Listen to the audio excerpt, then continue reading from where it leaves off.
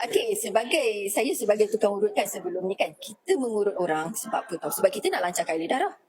Biasa orang datang, okey, orang yang berpantang.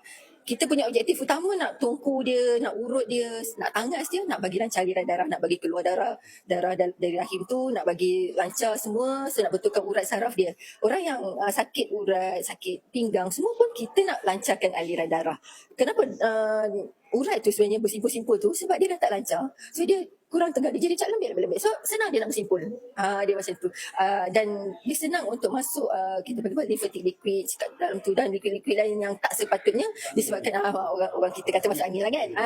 So disebabkan darah tu tak memenuhi saluran darah tu yang sepatutnya kan. So benda lain dah masuk. Jadi kita lenguh lah, kita kebas lah, macam-macam. So bila saya dah masuk ke BE ni, bila kita dah belajar pasal Aurora ni kan, dia FIR ni, dia masuk ke dalam badan kita, dia menggetarkan darah. So bila ni dia akan jadi lancar. Sama tak macam kita punya objektif nak urut? Sama kan?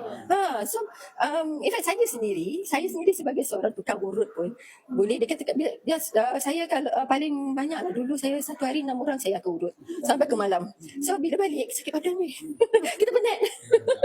So siapa yang orang kata penat urut kita? Suami lah. Apa lagi? Sebelum kita tidur, serah badan kat dia, tolonglah urut. Lepas tu dia urut, kita tidur. Oh sedap je. Sekarang ni apa? Dia tidur, kita pun tidur. Tak payah nak urut-urut dah. Sebab apa? Dah ada tukang urut yang senang kita sarung je. So kita punya, macam saya punya customer lain pun, yang mana kata apa, in fact yang untuk orang-orang yang bekam kan, saya akan nasihatkan korang pakai Aurora Pants, lepas tu kita bekam. Nanti darah yang keluar tu lebih orang kata apa, lebih elok, tak pekat dah. Lebih banyak yang darah kotor tu lebih boleh keluar lah. Lain nak darah ni, darah ni lain. Ya, lain. Compare yang tak pakai kadang pekat, kadang ada yang berketul pun ada. Kesian lah. Sebab dia punya kolesterol, toksin, lepas tu dia punya darah dia pun sendiri pekat sebab dia kurang air. Sometimes ada orang yang jenis susah nak minum air kosong.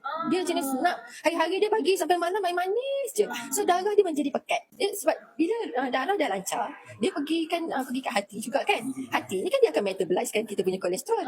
So dia akan buang mana yang lebihan-lebihan tu, dia buang lah. Tak payahlah dia simpan duduk dalam darah tu. Gula dia akan metabolize kan jadi glycogen, dia elok-elok. Simpan kat situ. Tak payahlah nak ada jadi lemak-lemak apa semua kan. Dia tak adalah simpan dekat lemak tu macam tu.